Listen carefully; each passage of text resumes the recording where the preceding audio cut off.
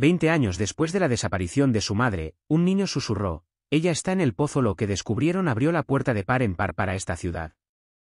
En Riefiel, el viento traía recuerdos. Atravesaba el estrecho callejón detrás de la casa de los Lane, se enroscaba alrededor de las hortensias centenarias y hacía crujir el roble medio muerto que se alzaba cerca del pozo sellado. Ese pozo había estado allí mucho antes de que apareciera Beckett Lane. Tenía 4 años cuando Eleanor y Gregory lo trajeron a casa del refugio del condado. Pequeño, de voz suave, con un cabello demasiado rubio para ser suyo, y ojos que observaban el mundo como si ya lo hubiera visto antes. No lloraba a menudo, pero hablaba en sueños. La primera vez que Eleanor lo escuchó, estaba doblando servilletas en el pasillo. Mamá está en el pozo, susurró Beckett detrás de la puerta, ella tiene frío. Dice que está oscuro allí. Se detuvo, con una toalla congelada en las manos, y algo viejo, algo inestable desde hacía mucho tiempo, se agitó en lo profundo de su pecho. Gregory no lo dudó cuando ella se lo dijo. Él lo inventa todo, dijo, quitando las migas de pan de su plato. Abrazaste demasiado a ese chico. Tiene 4 años, Greg. No parece gran cosa. Debe aprender el silencio. Gregory se quebró. ¿O crees que llegué donde estoy entreteniendo fantasmas? Este era Gregory Lane, zapatos lustrados, corbatas rectas y respuestas inamovibles. Un hombre que se enorgullecía de sus cenas tranquilas y su estricta obediencia. Pero Beckett veía cosas. Por la noche, se sentaba junto a la ventana, observando el viento soplar entre la hierba junto al pozo. Apretaba la frente contra el cristal como si escuchara un susurro en la oscuridad. Un día, Eleanor encontró un dibujo a lápiz escondido entre los cojines del sofá, una mujer con un vestido azul verdoso, con los brazos extendidos hacia arriba, sobre un círculo de piedras. Sin boca. Solo unos ojos grandes y suplicantes. Cuando se lo mostró a Gregory, él se rió. Olvídalo, Eleanor. Esa mujer la abandonó hace años. Le dimos a ese chico un nombre y un hogar. Es todo lo que necesita. Pero no la miró a los ojos al decir esto. Rara vez lo hacía cuando se trataba del pasado. Beckett seguía murmurando, en sueños, en sus juegos, en silencio. Y el pozo esperaba. Era casi Navidad cuando sucedió. El aire en Riefield estaba impregnado de esa calma gélida, de esas que hacen que cada respiración parezca prestada. Eleanor estaba en la cocina, con las manos hundidas en la masa de pan, cuando oyó crujir la puerta mosquitera. Encontró a Beckett en el jardín, descalzo bajo el frío intenso, de pie junto al pozo. Su pequeña mano descansaba sobre la tapa de cemento. Tenía los ojos cerrados. Ella me cantó anoche, dijo, ella dijo que no tuviéramos más miedo. La Gowrie de Eleanor se cerró. ¿Quién, bebé? Se volvió hacia ella con voz suave pero segura. Mi verdadera madre. Se llama Rosemary. Tenía el mismo pelo que tú, pero olía a flores. Gregory estaba furioso. Arrastró a Beckett adentro, le frotó los pies con demasiada fuerza y le gritó que dejara de decir tonterías. Pequeña niña ingrata, murmuró, te salvamos. Pero Beckett no lloró. Levantó sus silenciosos y ancianos ojos hacia Gregory y susurró. ¿Sabes dónde está ella? Gregory le dio una bofetada, solo una. Pero algo se quebró en el pecho de Eleanor. No muy fuerte. No tan fuerte como para que los vecinos lo oyeran. Pero lo suficiente como para que ella empezara a escuchar de otra manera. Pasaron las semanas. Beckett se volvió más silencioso, pero siguió dibujando. El pozo seguía ahí. La mujer seguía ahí. Entonces llegó la noche en que lo encontró acurrucado bajo la mesa de la cocina, apretando una de sus bufandas contra la nariz. Olía ligeramente a lavanda. No la miró mientras ella se arrodillaba a su lado. Tiene frío, mamá, y me espera. Cada noche, dice que soy valiente. Incluso cuando tengo miedo. ¿Quién dice eso, bebé? Rosemary. Pero puedes llamarla Rosie. Levantó un dibujo. Esta vez, la mujer sonreía. Todavía no tenía boca, pero los ojos eran pacíficos. Y fue entonces cuando Eleanor lloró. No durmió esa noche. Se sentó a la mesa de la cocina, mirando fijamente el cajón cerrado con llave del escritorio de Gregory, el del doble fondo. El que él le había prohibido tocar. Esperó a que se fuera a trabajar. Sacó la llave del cajón de sus gemelos y lo abrió. Dentro, una foto antigua de una mujer que nunca había visto. Vestido azul verdoso. Cabello peinado hacia un lado. De pie junto a Gregory. O una mujer embarazada. Su nombre estaba escrito en el reverso con una letra cursiva clara e inclinada. Rosemary King, verano de 1999. Ese mismo año nació Beckett. La foto temblaba en las manos de Eleanor. Miró hacia el jardín, donde el pozo permanecía silencioso bajo un fino velo de escarcha. Esa noche, durante la cena, preguntó con cautela. ¿Conocías a una mujer llamada Rosemary King? El tenedor de Gregory se detuvo en el aire, solo por un segundo. No. ¿Por qué? Beckett mencionó este nombre. Dijo que cantó para él. Gregory no parpadeó. No respiraba. Entonces, frío como mármol pulido. No vuelvas a traer ese nombre a esta casa. Esa noche, Eleanor arropó a Beckett con más cuidado. Lo besó en la frente y le susurró. Dime qué más dijo, cariño. Él sonrió somnoliento. Dijo que ya casi era la hora. La verdad acabará saliendo a la luz. Como las flores. Afuera, el viento agitaba las hojas. Y el pozo esperaba, silencioso, pero nunca del todo silencioso. La casa de Lane no era grande. Se alzaba en las afueras de Riefield, como una obra de arte que alguien hubiera querido terminar. Revestimiento blanco, desgastado por el tiempo. Contraventanas que llevaban años sin cerrarse. Un porche que crujía incluso cuando nadie lo cruzaba. Dentro olía a betún de limón y a viejos secretos. Eleanor lo mantenía todo así, limpio, tranquilo, predecible. Planchaba las camisas de Gregory todos los domingos por la noche. Rotaba los cojines todos los miércoles. Regaba las plantas con 2 tazas medidoras cada una. El orden era su refugio. Tenía que serlo. Gregory Lane era de esos hombres que creían que el amor jamás debía perturbar el silencio de una habitación. Un gerente de banco, siempre impecable con sus cuellos, aún más decidido en sus opiniones. Su presencia llenaba el espacio como humo, sofocando silenciosamente. Las emociones son indulgencias, se lo dijo un día, en su noche de bodas, y la indulgencia es una forma de debilidad. No era crueldad, no en el sentido en que la mayoría de la gente la habría percibido. Era disciplina. Fuerza. Decencia. Pero Eleanor había aprendido que la decencia podía usarse como arma. Si se la ponía lo suficientemente cerca del cuello de alguien, podía silenciarlo todo. Adoptaron a Beckett tras 4 abortos espontáneos. Tras la lenta y diluida erosión de su última y frágil esperanza. No fue idea suya. Para entonces, Eleanor había aprendido a dejar de tener ideas. Gregorio quería una herencia, no un hijo, alguien a quien moldear, no a quien sujetar, le dijo a la agencia, un niño, no un bebé. Lo suficientemente mayor para caminar y saber dónde está. Beckett tenía casi 4 años cuando llegó. Silencioso. Con los ojos muy abiertos. Frágil como solo pueden serlo las almas viejas. No lloró cuando Eleanor lo bañó por primera vez. Simplemente observó el vapor que subía del agua, como si ya hubiera visto algo ir y venir. Esa noche preguntó. ¿Dónde está el pozo? ¿El del fondo? Ahí es donde a veces canta mi otra mamá. Eleanor hizo una pausa. Sus dedos se apretaron alrededor de la cuchara que estaba usando para mezclar el azúcar con la leche. Ella aún no le había mostrado el jardín. Beckett llevaba un mes en la casa cuando dejó de comer durante 3 días. Cuando Gregory le preguntó por qué, Beckett respondió con una voz que parecía hojas cayendo.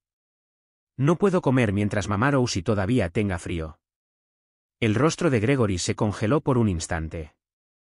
Luego se levantó, se limpió las manos con calma quirúrgica y se inclinó hacia el chico. Rosie ya no existe. Ahora vives en esta casa. No nos avergonzarás con tus tonterías. Pero, ella no quería irse, Beckett susurró, la empujaste. La vi en el agua. Eleanor nunca olvidó el sonido de la mano de Gregory golpeando la mesa. No porque fuera ruidoso, pero porque se ha practicado. Como algo que había sucedido antes. Esa noche, estaba sentada sola en el lavadero, mirando una lavadora blanca que había olvidado poner en marcha. Le temblaban los dedos en el pomo. Había 3 dormitorios en la casa Lane. Gregory alquiló el más grande. La habitación de Eleanor era más pequeña, llena de libros viejos y una sola mecedora. Ella rara vez lo usa más. La habitación de Beckett estaba al final del pasillo, con la puerta siempre entreabierta. A veces, por la noche, Elena se sentaba junto a esa puerta, solo para oírlo respirar. Ella solía tararear. Beckett dijo esto una vez, con los ojos entornados y la voz suave. Una melodía suave, añadió. Sonaba como el viento soplando entre la hierba alta. ¿La extrañas?, preguntó Elena. Asintió. Luego, con una suave claridad que la mayoría de los adultos nunca alcanzan, añadió, extrañar a alguien no significa odiar al que vino después. En Riefiel, la gente no hacía preguntas a menos que ya supiera las respuestas. Eleanor también había aprendido esto. Pero los rumores se movían como la hiedra, silenciosos, tenaces, lentos para morir. Dijeron que Gregory una vez tuvo una secretaria que desapareció. Dijeron que estaba embarazada. Dijeron que estaba en problemas. Gregorio lo llamó chisme. Pero había quemado los viejos álbumes de fotografías familiares. Y un día, cuando Elena le preguntó por un relicario de latón desgastado que tenía en el cajón, él respondió rotundamente, es de alguien que no sabía cuándo dejar de hablar. Elena nunca volvió a preguntar. El patio trasero había crecido salvaje alrededor del pozo sellado. Elena se encargó de ello, recortó los arbustos, plantó pequeñas flores, como si la belleza pudiera mantener a raya algo terrible. Pero Gregorio le dijo que lo dejara ir. Nada bueno crece cerca de las tumbas, dijo. Fue lo más cerca que estuvo de confesar algo. Beckett rara vez sonreía. Pero se rió una vez, cuando un petirrojo se posó en la ventana de la cocina, el tiempo justo para picotear el cristal. Estaba alimentando a los pájaros, susurró. Dijo que sus alas llevan las oraciones más rápido. Elena se mordió el interior de la mejilla hasta que sangró. Los domingos por la tarde, los 3 se sentaban en la sala de estar, Gregory leyendo el periódico, Elena tejiendo algo que nunca terminaría, y Beckett, siempre dibujando. Siempre dibujaba lo mismo, un círculo de piedras, una mujer debajo, con los brazos levantados, no por miedo, sino por esperanza. Un día, el cielo sobre ella se tiñó de un azul pálido, como un sol que perforaba el gris. Dice que está casi libre, susurró. Y por primera vez en años, Eleanor dejó caer un punto. Beckett comenzó a dibujar mujeres sin boca. Al principio Elena pensó que era una etapa. Los niños tenían imaginaciones extrañas. Pero los números seguían apareciendo. Siempre lo mismo, una mujer con un vestido verde azulado, de pie bajo la lluvia, o extendiendo la mano desde algo redondo y oscuro. Él nunca la nombró. Pero aún así el fondo se volvió gris. Una mañana, mientras doblaba la ropa, Elena encontró un dibujo arrugado debajo de su cama. Fue diferente. La misma mujer, pero esta vez tenía los ojos cerrados. Había un collar alrededor de su cuello, un pequeño relicario en forma de corazón, dibujado con el tipo de cuidado que solo la memoria puede dar. Ella permaneció sentada en su cama durante un largo rato, con el dibujo sobre sus rodillas y sus manos quietas. La luz que entraba por las persianas caía en suaves rayas sobre el suelo. Y por un breve momento, sintió como si la casa misma hubiera dejado de respirar. En la escuela, los profesores de Beckett enviaron notas a casa. Él no habló en clase. Nunca almorzaba sin una servilleta bien doblada, como un paño deslizado bajo una porcelana fina. Es un niño delicado, escribió un profesor. Ve patrones y repite palabras en voz baja. A veces suenan como nombres. Un día, Eleanor vino a recogerlo temprano. Ella preguntó suavemente, ¿quién es Rosemary, querida? Beckett no respondió al principio. Él simplemente se quedó mirando los árboles desnudos que bordeaban la acera fuera de la ventanilla del coche. Entonces, con una voz tan baja que parecía prestada, murmuró. Me tomó de las manos mientras bailábamos en la cocina. Lo llamó el vals de la mariposa. Las manos de Eleanor agarraron el volante con más fuerza. ¿Y quién es ella ahora? Un secreto que ya no quiere ser secreto. Esa noche, no habló con Gregory durante la cena. Se dio cuenta, por supuesto que lo hizo. Él siempre se da cuenta de todo.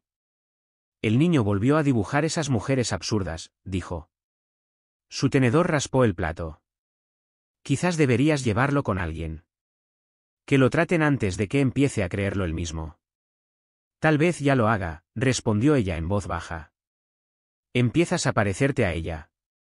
¿Quieres acabar tomando pastillas, Elena? ¿Como tu hermana? Ella miró su plato. El puré de patatas se había enfriado. Los guisantes no se vieron afectados. Su anillo de bodas se sentía más pesado de lo habitual. Más tarde esa semana, encontró a Beckett en la puerta trasera, en calcetines, mirando hacia el pozo. El viento tiró de su camisa. Sus dedos se curvaron y se desenrollaron, como si le recordaran cómo sostener algo específico. Ella me cantó, susurró. Pero ahora está tarareando. Como si estuviera tratando de no hacerlo. Elena se arrodilló a su lado. ¿Por qué lloraba, cariño? La miró, no como un niño mira a su madre, sino como alguien que espera ser creído. Porque algunos. El propio Gregorio había cerrado la tapa de este pozo años atrás. Dijo que era peligroso. Ellen. Enterrado, dijo rotundamente. El mismo plan. Beckett comenzó a despertarse en mitad de la noche. Y. Me está llamando, dijo una noche. Hijo. Es como lo que. En la biblioteca, Elena comenzó a buscar en antiguos registros de la ciudad. En silencio. Con cuidado. Gregorio no sabía eso. Ella usó su nombre de soltera para comprobarlos. Un archivo le llamó la atención. Romero King. Ex residente de Riefield. Trabajadores domésticos.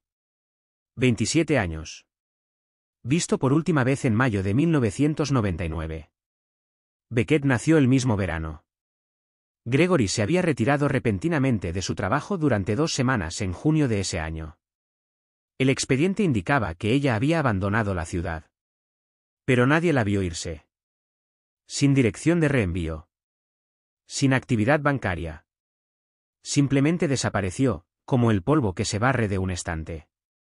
Durante la cena, Gregory le preguntó dónde había ido esa tarde. Su tono era suave, casi educado. Llevas lápiz labial, señaló. Es un momento divertido para empezar a cuidar tu rostro nuevamente. Eleanor lo miró directamente a los ojos.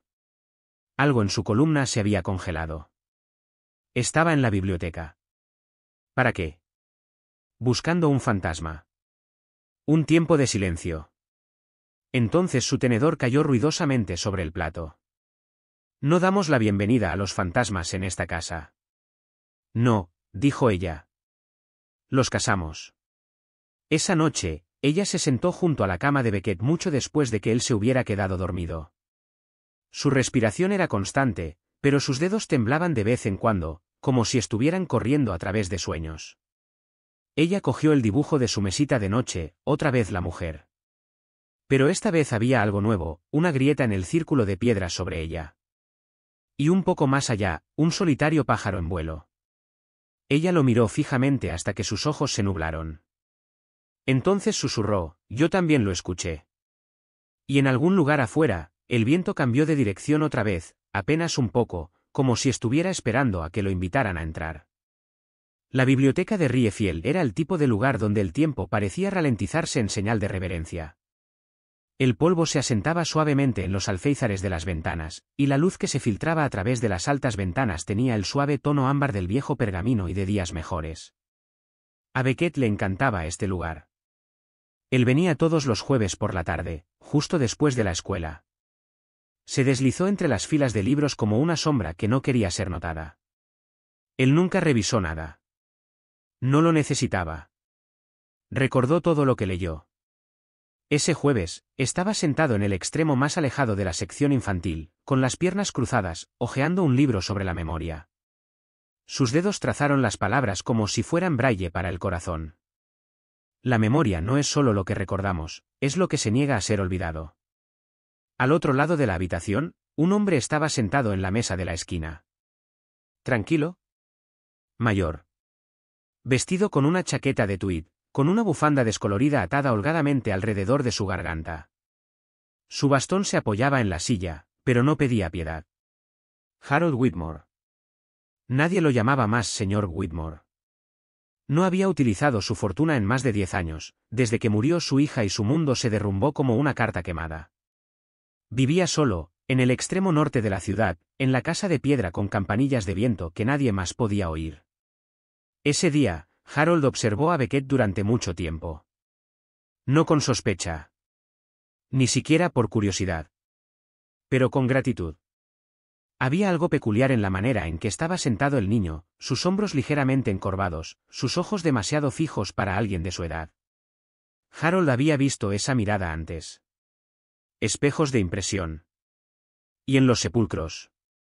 Cuando Beckett cerró el libro y se levantó para dejarlo, Harold habló en voz baja, como quien se dirige a un ciervo cerca de la línea de árboles. Parece que alguien está buscando a alguien. Beckett se giró y comenzó a caminar hacia adelante, agarrando el libro contra su pecho. No lo voy a robar, dijo rápidamente. Harold sonrió lenta y tristemente. Sé que recuerdas algo que nadie te dijo. Beckett parpadeó y por primera vez en mucho tiempo, no respondió con silencio. Zararea por la noche, en mis sueños, y a veces en el viento. Tu madre, dijo tras una pausa, y asintió. Viste de verde y huele a flores. Creo que es lavanda, pero nadie me cree. Harold no habló. Simplemente tomó el libro que Beckett sostenía y lo abrió por la página que el chico había marcado con el pliegue de la palma. La verdad puede quedar enterrada en el silencio, pero siempre deja tras de sí una canción. Cerró el libro con cuidado. Vuelve mañana, dijo Harold. A la misma hora. Allí estaré. Se veían constantemente. Los jueves se convirtieron en lunes. La biblioteca se convirtió en su iglesia, las palabras en sus oraciones. Harold nunca pedía demasiado. Dejaba que Beckett le diera lo que podía, cuando podía.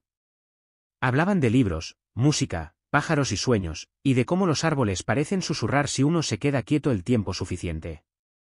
Y entonces, una tarde gris, mientras los primeros copos de nieve de febrero caían afuera, Beckett susurró, «¿Crees que algunas personas mueren, pero no desaparecen?» Harold respiró tan lento que le dolió. Sí, dijo. Hay gente que no se va porque no ha terminado de ser querida. Los ojos de Beckett estaban empañados. Bajó la mirada hacia sus zapatos. Ella no tenía intención de irse. Pensé que alguien la había obligado a irse. Harold lo sintió entonces, el cambio, el temblor bajo las palabras. Ni una fantasía ni un juego. Una fractura en algo que durante mucho tiempo había intentado mantenerse intacto. Dime qué recuerdas. Beckett rebuscó en su mochila y sacó un dibujo arrugado. La misma mujer. El vestido azul verdoso. Los brazos extendidos bajo las piedras. Ella nunca grita en mis sueños, dijo. Solo espera. Esa noche, Harold llegó a casa y abrió un cajón que no había tocado en 6 años. Dentro, una carta aún sellada, la última de su hija, encontrada después del accidente. No había podido leerla. Pero ahora la leía. Papá, hay niños que no se salvan porque nadie los escucha. Sé un buen oyente. Sostuvo el papel como si fuera a disolverse. Y por primera vez en muchos inviernos, Harold lloró, no de pena, sino con una extraña y feroz esperanza. A la mañana siguiente, Harold conoció a Helena Lane. No se presentó como alguien importante. Solo un vecino, un hombre preocupado por el chico que vino solo a la biblioteca. Le atrae el silencio, dijo Harold. Eso suele significar que sobrevive a un ruido fuerte. El rostro de Helena se tensó. Está contando historias absurdas, o verdades que aún no han sido autorizadas. Ella no respondió más, simplemente miró por la ventana. Dice que su madre está en un pozo, añadió Harold en voz baja. Que no se iría. Que sigue esperando. Elena se giró entonces con voz áspera. Este pozo está sellado. Y sea cual sea esta historia, debería permanecer enterrada. Harold asintió respetuosamente. ¿Y si no es una historia?, preguntó. ¿Y si es una oración? No hubo respuesta, solo el sonido del viento contra la ventana. Pero esa noche, en la habitación de Beckett, Elena vio un nuevo dibujo, la misma mujer, pero esta vez con luz desde arriba. En el reverso, con la letra pequeña y pulcra de Beckett. Él me cree. La primera vez que Harold leyó la historia de Gregory Lane, no esperaba gran cosa. Un nombre así no le decía nada.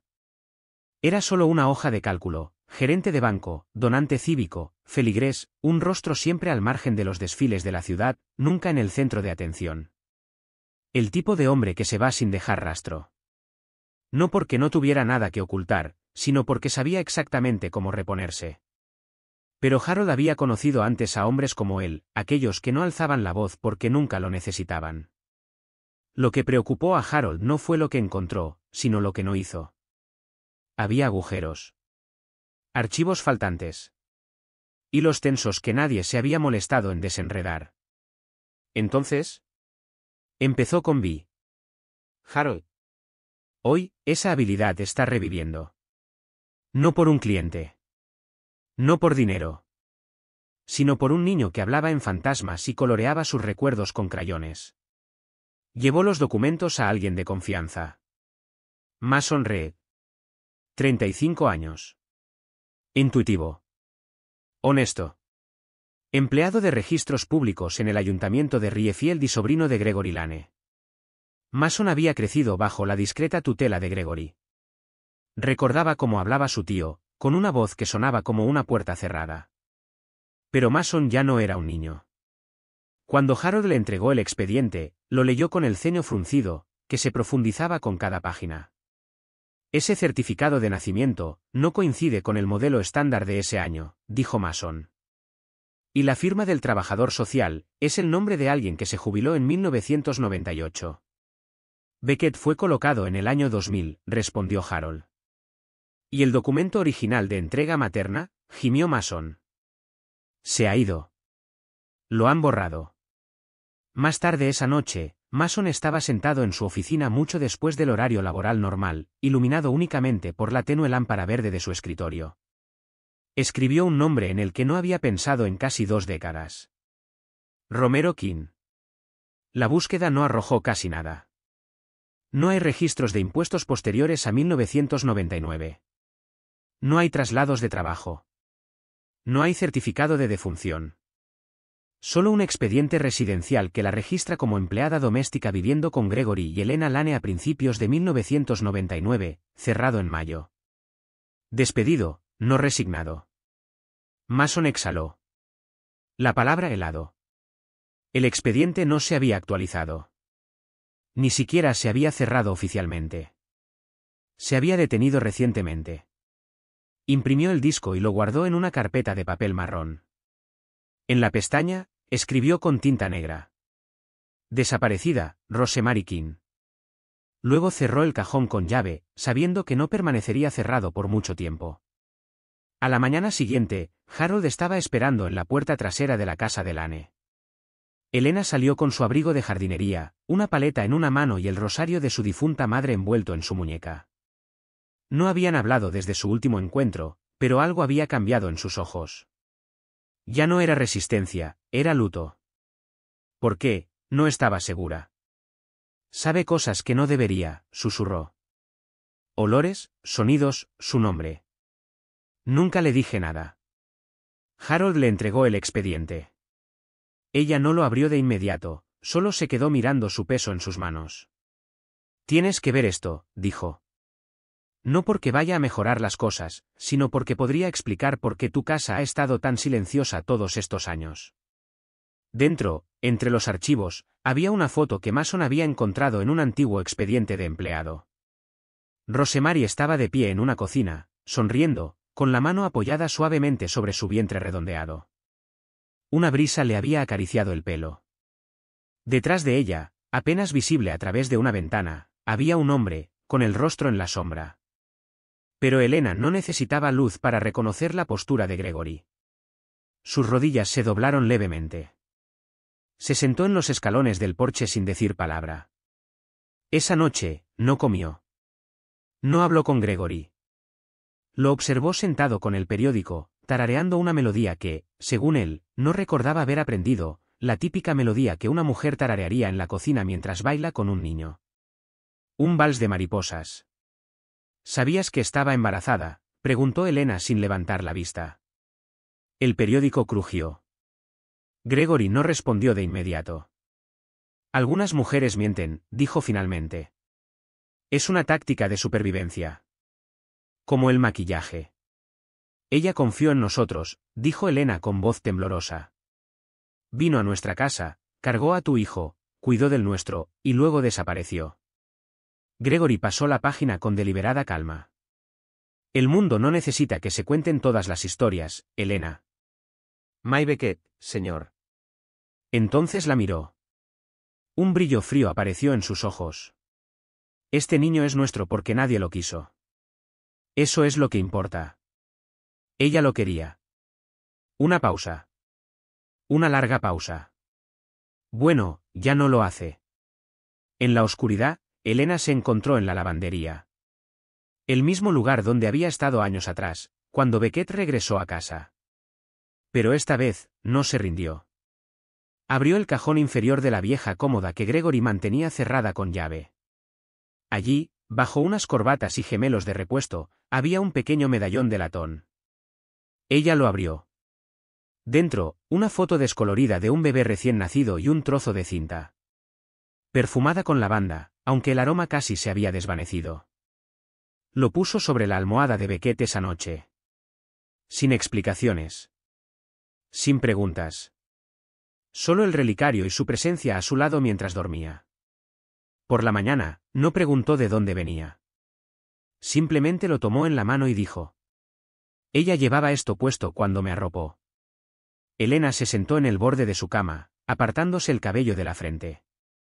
Lo siento, no te creí antes. Beckett levantó la mirada, solemne pero gentil. No importa. Algunas personas tienen que olvidar antes de poder recordar. Ordenó, y Gregory apretó la mandíbula. Hice las paces. ¿Te niegas a dejarla sola? Llovió esa noche. No mucho, solo lo suficiente para aflojar la tierra y bautizar la verdad al brotar. Elena estaba sentada a la mesa de la cocina, con el relicario apoyado en la madera entre sus manos. Frente a ella, Beckett miraba por la ventana. ¿La recuerdas?, preguntó. Beckett asintió. No con la mente, con los huesos. Tarareaba al mecerme. Es el mismo ritmo que los árboles cuando el viento sopla lentamente. Era amable, dijo Elena con lágrimas en los ojos, pero reticente a caer. La vi una vez, haciéndote girar por la sala cuando Gregory no estaba. Debería verlo. Debería haberlo visto. Lo lograste, dijo en voz baja, pero no lo suficientemente pronto. Ella se acercó a él y esta vez él la dejó tomarlo. 2 días después, el forense publicó su informe final. Causa de la muerte, traumatismo cráneoencefálico por objeto contundente. Hora estimada de fallecimiento, finales de mayo de 1999. Su hijo aún no había nacido. El ADN confirmó que los restos pertenecían a Rosemary Kinney, que Beckett era su hijo.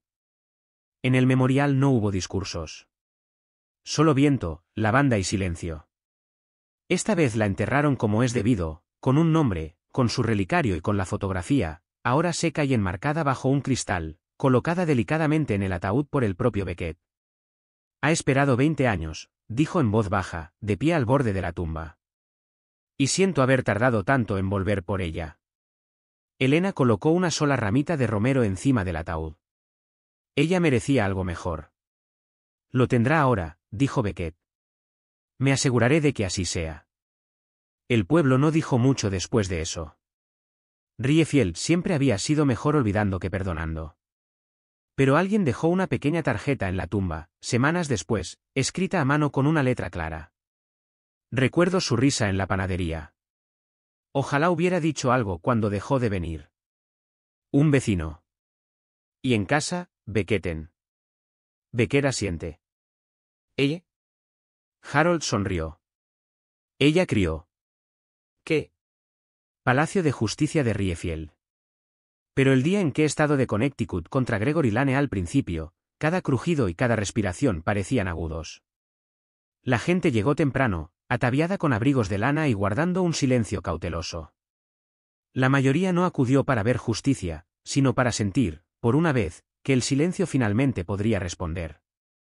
Elena estaba sentada en la segunda fila, con un pañuelo suave alrededor del cuello y las manos entrelazadas en el regazo como si rezara. A su lado estaba Harold Whitmore. Al otro lado estaba Beckett, más alto ahora, mayor, pero aún aferraba el pequeño medallón de latón en su puño. Gregory entró, flanqueado por dos abogados. Tenía la espalda rígida y la mirada fija. Tenía la misma expresión que el día después de la desaparición de Rosemary, impasible, pero acostumbrado, como si la decencia fuera una máscara que uno pudiera ponerse en la cara si se quedaba quieto el tiempo suficiente. Los cargos: asesinato en segundo grado, obstrucción de la justicia, falsificación de registros públicos y, lo más importante, traición. Se declaró inocente. Por supuesto que lo hizo. La fiscal, una mujer llamada Maureen Ale, de voz firme y mirada penetrante, empezó con la foto. Rosemary King, de 27 años, radiante, sonriendo en una mañana de primavera, embarazada de 5 meses. Una trabajadora doméstica, sin duda. Pero no menos humana. Luego están las páginas del libro de contabilidad, entradas faltantes, registros médicos falsificados, una carta de renuncia escrita en una fuente que no existía hasta 3 años después de que supuestamente fue escrita. No fue un error administrativo, dijo Maureen, caminando lentamente. Fue una tachadura. La palabra flota en la habitación como humo. La defensa intentó presentar a Gregory como un hombre de hábitos mesurados. Un hombre reservado. Una figura generosa que servía a la comunidad. No hay pruebas, insistió su abogado, de daño directo. No hay testimonio. No hay motivo. Solo coincidencia, sospecha y un final trágico que no podemos explicar. Beckett se inclinó ligeramente hacia adelante, con la mirada fija en el hombre que lo había criado, pero que nunca se había inclinado a amarlo. A Elena le temblaban las manos. Buscó el rosario escondido en el bolsillo de su abrigo. Luego vino el testimonio. Mason Reed habló primero. Le temblaba la voz, pero habló con claridad. Los archivos alterados. Las tachaduras con fecha y hora. La cadena de custodia que conducía directamente a la oficina de Gregory. Luego una vecina, una señora mayor llamada Florencia, lo confirmó. Recordó haber oído una discusión en mayo. Gritos. Un portazo. Una mujer llorando. No dije nada en ese momento, admitió. Él era respetado. Y ella solo era una ayudante. La sala del tribunal contuvo la respiración. Pero siempre me pregunté por qué había dejado sus herramientas de jardinería. Había plantado bulbos de iris la semana anterior. El siguiente fue Harold. Caminó lentamente hacia el puesto, haciendo sonar su bastón suavemente, como si fuera una puntuación. Habló de los dibujos. Del niño que recordaba cosas que nadie le había contado. Del casillero. Del zumbido. Del dolor de la verdad intentando emerger del silencio. Creo que los niños saben cosas, dijo Harold, con la voz cargada de emoción. Saben cuando alguien está desaparecido, no porque se lo hayan dicho, sino porque parte de su historia nunca ocurrió. Y finalmente, Beckett. El silencio reinó en la sala. Incluso Gregory levantó la vista, por primera vez en el juicio. Su mirada no se desvió. Beckett se sentó erguido. Ni desafiante ni quebrado, simplemente firme. Tenía 4 años cuando llegué a casa de los Lane. No recuerdo mi primera cama ni el olor de mi madre. Pero sí recuerdo la música. Un zumbido. Una voz de mujer que me decía que era valiente. Recuerdo un círculo de piedras. Y brazos extendidos. Recuerdo saber, en el fondo, que alguien llevaba mucho, mucho tiempo esperando. Maureen asintió. ¿Y cuándo viste los restos? No necesitaba pruebas. Solo necesitaba que alguien dejara de fingir que nunca existió. Luego se giró lentamente para mirar a Gregory. Podrías haber dicho la verdad. Podrías haber dicho su nombre, solo una vez. Pero la enterraste. Y luego intentaste enterrarme a mí. Se hizo un silencio. Un silencio que no estaba vacío, sino lleno de tristeza. El abogado de Gregory no interrogó. No había nada más que aclarar. El último día del juicio, Eleanor subió al estrado. Vestía de gris. Sin maquillaje. Un simple broche en su abrigo, Romero y no me olvides. Su voz, cuando llegó, fue suave pero deliberada. Me dijo que se había ido. Que era inestable. Que no estaba hecha para ser madre. Lo creí, porque necesitaba creer que estábamos salvando a alguien. Ella se detuvo, sus ojos brillaban. Pero no estábamos salvando a nadie. Estábamos robando lo que no nos pertenecía. No la maté. Pero no hice nada mientras agonizaba. Y ese es un recuerdo que guardaré hasta que el Señor decida que la he recordado lo suficiente. Nadie se movió. Pero ahora la recuerdo. Y digo su nombre cada mañana. Rosemary King, perdóname. El jurado deliberó durante 2 días. Al regresar, el veredicto fue unánime. Culpable de todos los cargos. Gregory no reaccionó. Simplemente miró al vacío, como esperando que el aire subiera. Fue condenado a 25 años de cárcel, no por su edad, ni por remordimiento, sino porque algunos silencios resuenan más fuerte cuando son escuchados por un jurado de vecinos. Afuera del juzgado, la luz invernal atravesaba las nubes. No era brillante, pero era suficiente. Los periodistas pidieron a Beckett que hiciera una declaración. Simplemente levantó el medallón y dijo, algunas justicias toman tiempo. Algunos amores nunca se van. Luego bajó los escalones junto a Elena, con su brazo suavemente alrededor de él. Al volver a casa, encontró una carta en el porche. El sobre no tenía nombre, solo una línea sobre la nota que contenía. Le devolviste la voz. Gracias. No necesitaba saber quién lo escribió. Hay cosas que deben permanecer en el anonimato para que la verdad hable más alto. Esa noche, encendieron 3 velas en el alféizar de la ventana, una por Rosemary, otra por el hijo que nunca pudo criar y otra por la vida que finalmente pronunció su nombre en voz alta. Ese año, el invierno dejó Riefield con suavidad. No dio un portazo ni esparció su escarcha en señal de desafío. Se retiró lentamente, como quien se ha quedado demasiado tiempo y finalmente ha comprendido. La nieve se derritió en suaves suspiros, revelando parches de hierba y tiza en la acera, dibujos dejados por niños que aún no sabían lo que pasa el tiempo. Beckett se encontraba en el porche trasero de la casa de Lane, su hogar ahora, en todos los sentidos excepto en los hechos, mirando hacia el suelo donde una vez estuvo el pozo. No lo habían rellenado con hormigón, sino con tierra. Tierra rica y limpia, traída de un vivero a 3 pueblos de distancia. Las viejas piedras quedaron intactas, no para cubrir, sino para rodear. Como manos. Como un recuerdo. En el centro se había plantado un arbusto de romero. No quería nada demasiado grandioso, solo algo que creciera en silencio. Algo que tuvieras que acercarte para olerlo. Ella nunca quiso un monumento, le había dicho a Elena. Solo que alguien dijera su nombre en voz alta, de vez en cuando. Elena había cambiado desde el juicio, no de la manera que la gente a veces piensa, con su corte de pelo y su postura, pero realmente había cambiado. Su mirada ya no miraba más allá de las cosas. Las encontraba. Ya no limpia la casa a la perfección. Deja que el polvo se acumule en el piano. A veces deja el grifo de la cocina abierto, como diciendo, la vida sigue ahí. Déjala hablar. Pasaba la mayoría de las mañanas en el jardín.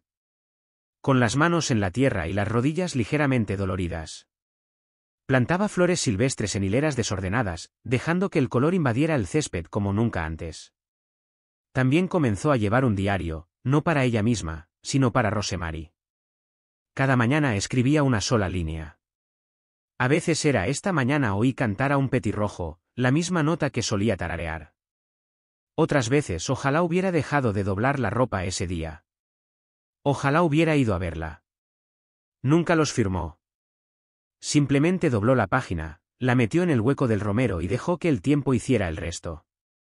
Harold Whitmore se hizo más presente, no por obligación, sino por costumbre.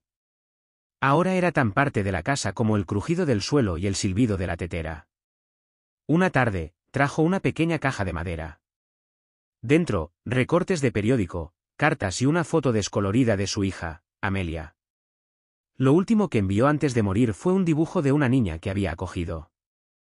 Su nombre estaba garabateado con lápiz morado debajo. ¿Romero?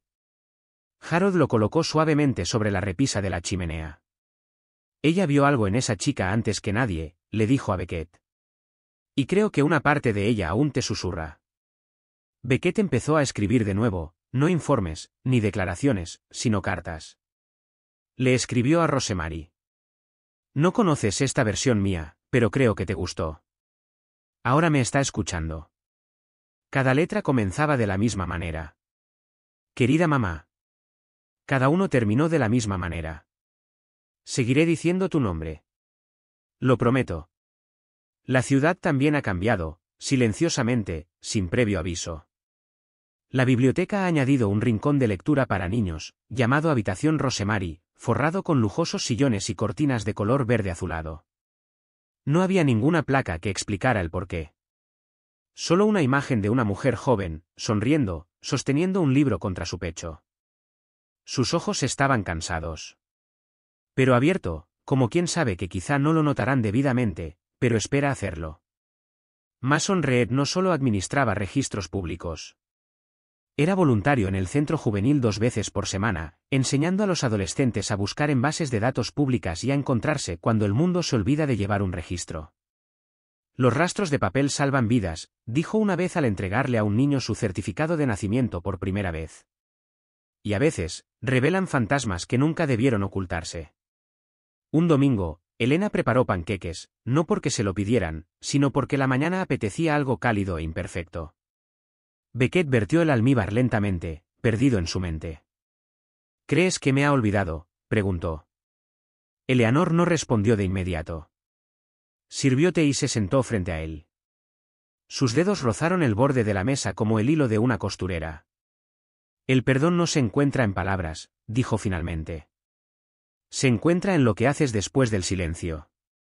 Pasé 20 años sin saber que tenía madre, y ahora le has dado 20 años más que a la mayoría de las mujeres olvidadas, susurró.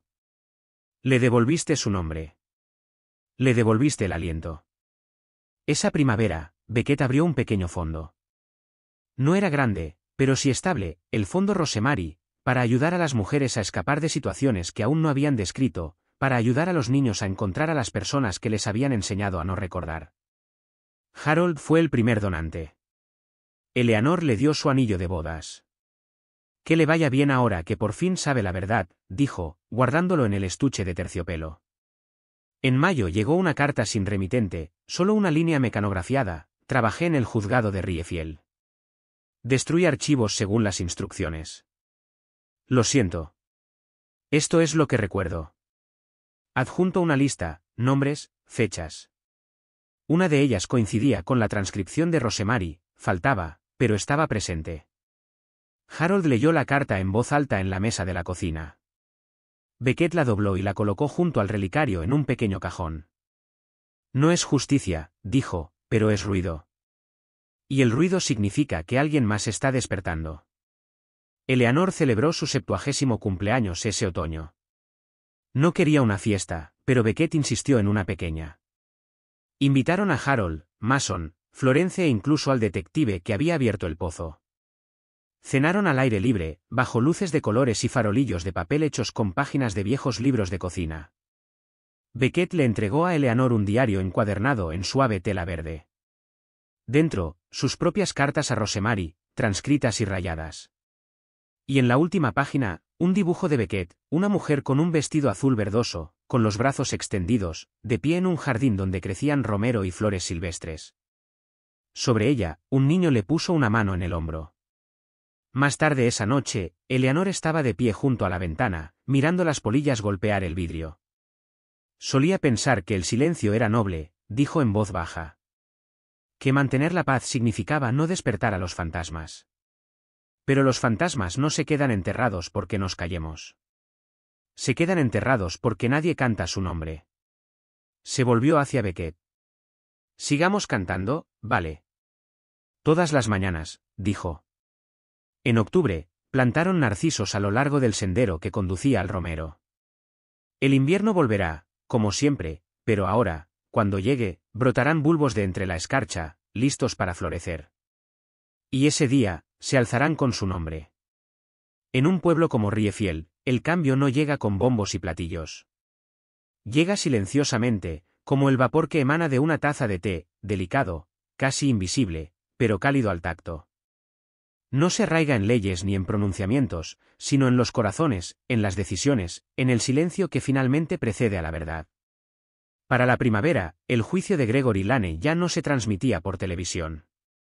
Pero el eco del nombre de Rosemary King comenzaba a extenderse a lugares a los que nunca antes había llegado.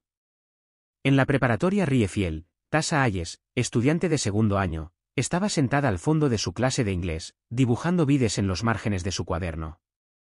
El artículo sobre Rosemary estaba grapado en un tablón de anuncios de la escuela, debajo de un folleto de historia local. La mayoría de los estudiantes pasaban de largo. Tasha se detenía cada mañana para releerlo. Esa mañana, no fue a la tercera clase. Fue a la oficina del consejero y se quedó en la puerta, con los puños apretados bajo la sudadera. Grace Holloway, la consejera, levantó la vista y sonrió. 59 años, viuda, de voz suave, el tipo de mujer que recuerda los cumpleaños y nunca juzga las uñas rotas. Normalmente no saltas, dijo ella suavemente. Tasha no se sentó. Se quedó mirando la alfombra en voz baja. Había una mujer en un pozo. Su hijo la encontró 20 años después. Grace asintió. Ella lo sabía. Si te dijera algo, me creerías. Grace no se movió. Simplemente extendió la mano por encima del escritorio, apagó la luz y dijo, no tienes que contarme todo. Empieza por donde te duele. Eso fue todo lo que hizo falta. A pocas calles de distancia, Henry Cobb, el florista del pueblo, comenzó a insertar ramitas de romero en todos los ramos, bodas, funerales, cumpleaños. Para recordar, le decía a cada cliente, las historias que tardaron demasiado en ser escuchadas. Algunos clientes sonreían. Otros lloraban. La mayoría no hacía preguntas. Pero de vez en cuando, alguien se detenía y susurraba, ella importaba, ¿verdad? Y Henry decía, sí. Siempre lo hace. En el restaurante de Main Street, Florence, que entonces tenía 84 años, volvía a cocinar. La misma mujer que antes cerraba las cortinas ante los llantos de Rosemary, ahora entregaba 3 bandejas de magdalenas de limón y lavanda al refugio para mujeres todos los viernes. La primera vez que llegó, una joven en la puerta le preguntó su nombre. Florence, dijo, levantando las bandejas cubiertas. Antes, escuchaba el silencio. Ahora, cocino. Elena Lane nunca había sido de las que hacían rituales, pero eso también había cambiado. Cada mañana, escribía una línea en una pequeña libreta encuadernada en cuero, un recuerdo, un arrepentimiento, una esperanza. Doblaba cada página, la guardaba en una caja de madera junto al romero y susurraba un nombre, Rosemary. Algunas mañanas eran recuerdo cómo ondeaba tu vestido mientras caminabas por el jardín. Debería haberte preguntado a dónde fuiste ese día, otros días no vi lo que pasaba bajo mi techo. Pero ahora lo veo. Te veo a ti. Beckett se entregó por completo a la fundación, no como imagen para entrevistas o inauguraciones, sino como oyente. Organizaba horas semanales de escucha en la biblioteca pública. Sin letrero. Sin pisapapeles. Solo él mismo, una tetera y una silla. A veces no venía nadie. Otras veces, una mujer se sentaba con los ojos hundidos y susurraba, dijo que me lo había inventado todo. Beckett no interrumpió. Simplemente asintió. Te creo. Palabras que Rosemary nunca había escuchado durante toda su vida, él se aseguró de que otros las escucharan. Una tarde lluviosa, un hombre se presentó en la fundación. Tenía el abrigo húmedo. Su mirada era incierta. Una placa de sheriff asomaba por debajo de su chaqueta interior. Le entregó a Beckett un sobremanila amarillento. Mi padre era trabajador social, dijo. Dijo que alertó a alguien sobre una mujer llamada Rosemary en 1999. Dijo que algo andaba mal. Lo echaron poco después.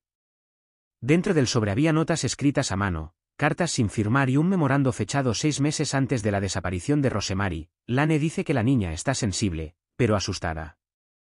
Está embarazada. Algo anda mal. El sheriff se aclaró la garganta. No lo creí. En ese momento no. Pero ahora sí. Pensé que debías tener esto. Beckett miró el sobre y luego al hombre. Ya no está solo en el pozo, dijo. Está en todos nosotros. Le has dado una nueva oportunidad de vida. Más tarde esa semana, llegó una carta, escrita con letra suave e inclinada. Querido Beckett, yo era la hermana de Rosemary. No lo supe hasta el año pasado. Fui adoptada. Siempre me pregunté por qué tarareaba la misma melodía que ella. Tú recuperaste su nombre. Pasé años buscándolo. Terminó con: vendré cuando florezcan los narcisos. Quiero dejarle una flor y quizás tararearle una canción. Continúa en el siguiente mensaje. Sweet. Cuando Harold Whitmore falleció pacíficamente mientras dormía en junio, dejó mucho más que un testamento. Dejó una escritura de su casa, ahora donada a la fundación, marcada con una sola nota. Esta casa ha permanecido en silencio demasiado tiempo. Que sepa la verdad ahora. La rebautizaron como Casa Whitmore. Un refugio.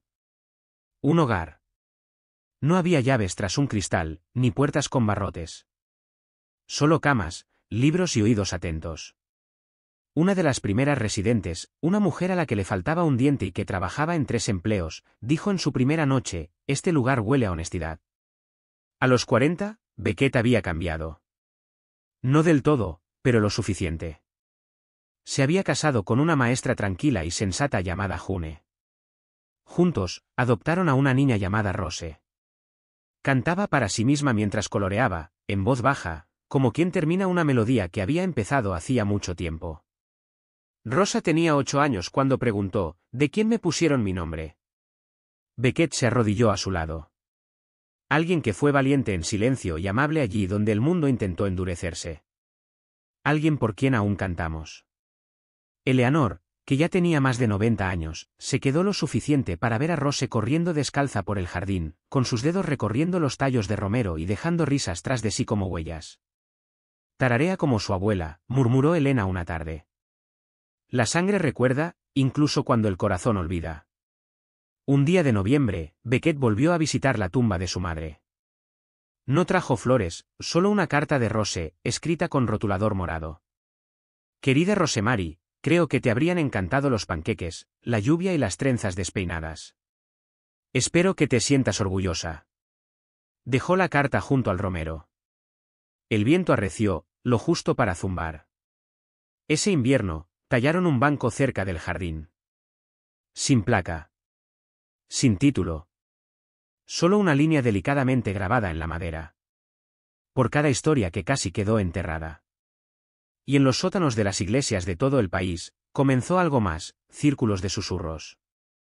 Grupos de mujeres, algunas mayores, otras principiantes, se reunían para pronunciar los nombres que llevaban grabados en la memoria. Cada círculo comenzaba de la misma manera. Esta es una habitación sin vergüenza. Expresa lo que nunca ha sido seguro y deja que el romero crezca.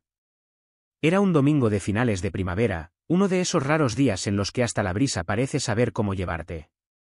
El jardín de romero frente a Whitmore House había empezado a florecer en oleadas de suaves tonos verde y morado, con los tallos meciéndose con el viento.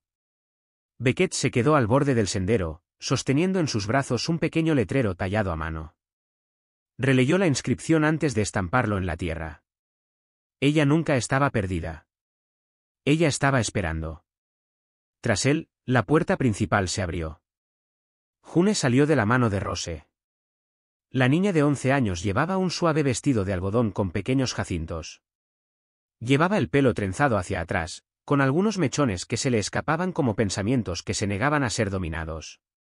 ¿Ahí es donde estaba parada?, preguntó Rose suavemente. Beckett asintió. Ella venía aquí antes de que nadie despertara. Hablaba con el viento. Rose inclinó la cabeza. ¿Crees que el viento responde? Beckett se arrodilló y pasó los dedos por el romero. Solo si susurras algo que valga la pena recordar. Dentro, se había reunido un pequeño grupo, sobrevivientes, donantes y algunas personas que simplemente necesitaban un lugar donde sentarse, rodeadas de historias que no las juzgaran. El diario de Elena estaba colocado en una vitrina cerca de la entrada. La última página, escrita con letra irregular antes de su muerte, decía: No podemos reescribir el comienzo, pero podemos elegir sostener el final con manos más suaves. Esa misma tarde, una mujer se acercó sola a la casa. Llevaba un abrigo largo de mezclilla y su rostro mostraba la arquitectura silenciosa de alguien que había sufrido más de lo que jamás había expresado. Se detuvo en la puerta y la cruzó, un pie a la vez, como si reclamara un terreno que no se había atrevido a pisar en décadas. Beckett la reconoció. Se llamaba Clara. Lo había confirmado en el juicio contra Gregory Lane, un primo lejano que había sido huésped de verano en esta vieja casa. Solo tenía 16 años cuando vio a Rosemary llorando en el pasillo. Había pasado de largo. Ahora se acerca al arbusto de romero. Traje esto, dijo, entregándole una foto a Beckett. No la di durante el juicio. Tenía miedo. Pero ya no. La foto mostraba a Rosemary a los 17 años, riendo junto a una hamaca descolorida. Las esquinas estaban rotas, pero su alegría estaba intacta. Recuerdo esa risa, murmuró Beckett. Recuerdo que no lo protegí, dijo Clara. Hubo un silencio, de esos que no piden perdón, sino que ofrecen espacio para volver a ser humano. Te habría perdonado, dijo Beckett finalmente. Ya lo ha hecho. Entre el polvo, los invitados habían desaparecido. Solo Beckett, June y Rose permanecieron en el patio. Las luciérnagas empezaron a emerger de la maleza, parpadeando como estrellas que aprenden a confiar en su propia luz. Rosa caminó hasta el centro del jardín y abrió una carta doblada. Su voz, aunque joven, transmitía algo más antiguo, algo que le había llegado no por herencia genética, sino por dolor y gracia. Querida Rosemary, pienso en ti cuando leo historias de mujeres a las que no les creyeron. Pienso en ti cuando me despierto a salvo y calentita y me pregunto quién no tuvo tanta suerte. Pienso en ti cuando escucho el viento e intento tararear. Beckett escuchó. No lloró, no esta vez. En cambio, cerró los ojos y escuchó. Y por un instante, sintió como si el viento realmente le respondiera. A la mañana siguiente, llegó un paquete a Whitmore House. Sin remitente. Solo una nota dentro. Fue mi compañera de celda una vez. Hablaba en sueños. No dejaba de susurrar el nombre de Rosemary. No sé qué le pasó, pero creo que recordó algo bueno antes de olvidarse de sí misma. Pensé que debería saberlo. Había una pulsera hecha a mano, desgastada, con cuentas y descolorida por el tiempo.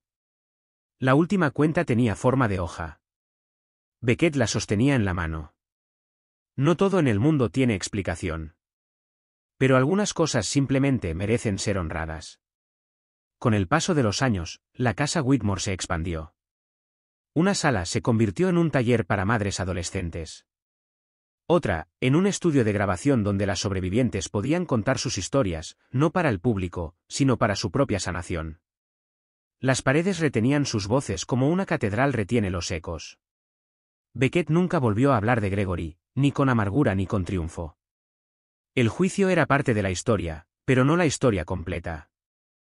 Lo que importaba más era lo que venía después, el jardín, el círculo de nombres, la niña que creció tarareando canciones de cuna cuyos orígenes eran desconocidos. En el 15º aniversario del descubrimiento del pozo, el pueblo celebró un velatorio. Los residentes acudieron con velas y ramitas de romero. Un coro local cantó suavemente. Los niños portaron dibujos de pájaros, pues Rosemary había declarado en una ocasión que quería ser uno. Beckett estaba de pie junto al círculo de piedras. Su historia no es una advertencia, dijo a la multitud reunida. Es un puente. Una luz en el viento. Un recordatorio de que incluso aquellos sepultados por el tiempo aún pueden resurgir, como lo recordamos. Esa noche, Rose se sentó a los pies de su cama. abrió su diario y empezó a escribir. De mayor, quiero escuchar. Quiero crear espacios donde no todos tengan que atreverse a hablar. Quiero construir algo que huela a romero y a verdad. Hizo una pausa y luego añadió. Y quiero recordar a la mujer que me puso su nombre, no porque tenía que hacerlo, sino porque alguien finalmente susurró lo suficientemente fuerte como para que el viento lo devolviera. Cerró el periódico, miró por la ventana y vio el romero meciéndose. No importaba que nunca hubiera tocado las manos de Rosemary, las sentía en el zumbido del viento, en el calor de la casa, en el dolor que se convertía en belleza. La historia no termina en silencio, sino en una canción. Una dulce melodía sin palabras, transmitida por quienes recuerdan, un jardín, un nombre verdadero, una hija y el ascenso como una luz llevada por el viento. A veces, lo que enterramos no es solo una persona, es la verdad, el dolor, el recuerdo que temíamos guardar. Pero cuando esa verdad finalmente sale a la luz, no solo sana una vida. Conmueve a una ciudad entera. Da a los desconocidos el coraje de hablar, a los olvidados la dignidad de ser recordados y a los vivos una razón para vivir con más dulzura. La historia de Rosemary nos recuerda que el silencio no siempre significa paz, y le recuerda a alguien, realmente le recuerda, que esta es una forma de justicia que resuena mucho más allá de los tribunales. No todos tenemos un jardín de romero a la vuelta de la esquina. Pero tenemos historias. Tenemos nombres. Nos tenemos los unos a los otros. Y quizás, solo quizás, eso baste para empezar de nuevo.